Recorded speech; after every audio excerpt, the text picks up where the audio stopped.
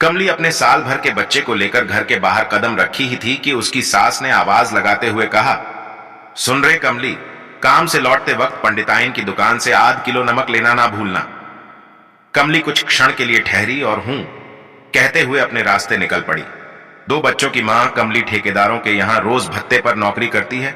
एक दिन भी नहीं गई तो सैलरी कट। जब कमली इस संबंध में बात करती है तो ठेकेदार का बेटा कहता, मैंने तुम्हें सरकारी नौकरी दे रखा है क्या? काम करना है तो करो, वरना जाओ कहीं और काम की तलाश करो। कमली जवाब देती, इतने दिन से तो काम करते आई हूं तुम्हारे यहां। जब तुम्हारे बाप थे तो पूरा का पूरा महीना का पैसा आता, और तुम हो कि। कमली कुछ कहती कि वहां मौजूद औरतों में से एक ने उसे इशारा से अपने पास बुला लिया। सुलेखा ने कहा, क्यों कमली, उस गवार से क्यों मुंह लगाती हो? उसे हमारे तुम्हारे जैसे अक्ल नहीं है। अक्ल होता तो मरते हुए बाप को बचा नहीं लेता। चंद पैसों की खातिर अपने बाप को मार डाला। कमली अंधेरा होने से पहले घर वापस आ गई। आते ही सासू ने पूछा, क्यों रे कमली, पंडिताइन की दुकान से नमक लाई कि नहीं? कहीं दिख नहीं रही। कमली झूठ बोली, पंडिताइन की दुकान बंद था। किसी ने हमें बताया कि वह आपने नहर चली गई है। सास ने कहा, आज बिना नमक ही साग बनाना पड़ेगा। देखा, रामुआ के बीबी के पास मुझसे भी बीते दिन मांगकर एक तोला नमक ले गई थी। कम वक्त लौटाई नहीं है। अब तक कमली की आवाज नहीं सुनकर सासू बोली, कहां मर गई? कुछ ना बोल रही है। कमली अपना हाथ मुंह धोते हुए आवाज लगाई, आ रही हूं, चिल्ला क्यों रही हो? चिल्लाऊं क्यों नहीं? इतनी देर से बकबक किए जा रही हूं और एक शब्द बोलने का नाम नहीं ले रही है। कमली अपना पैर पटकते हुए आई और सास के पास आकर खड़ी हो गई। खड़ी ही रहेगी? जा रामुआ के बीवी के पास एक तोला नमक लेती आ। जल्दी कर, अंधेरा होने वाला है। जंगली जानवरों का आना शुरू हो जाएगा।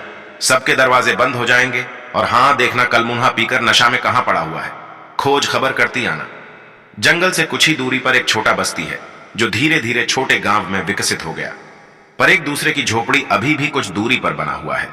कभी कभार इस गांव में बाघ, चीता और अन्य जंगली जानवर रास्ता भटककर गांव की तरफ आ जाते हैं और लोगों और पालतू जानवरों पर हमला कर देते। इसी हमले में कमली के ससुर मारे गए। समय पर इलाज की व्यवस्था नहीं हो पाया, जिसके कारण धीरे धीरे मौत के मुंह में चले गए थे। इस गांव से शहर 5 मील की दूरी पर है। जंगल के रास्ते से गुजरना पड़ता है। जिसके पास गाड़ी है वही महीने 2 महीने में एक बार शहर जाते हैं। ऐसे भला कौन शहर जाने के लिए इतना जोखिम उठाए? ये लोग कई वर्ष पहले औरंगजेब के डर से यहां भागकर चले आए थे। तब से यही इन लोगों का बसेरा हो गया। इस तरह के छोटे छोटे गांव 8-10 होंगे जो जंगल के पास ही है।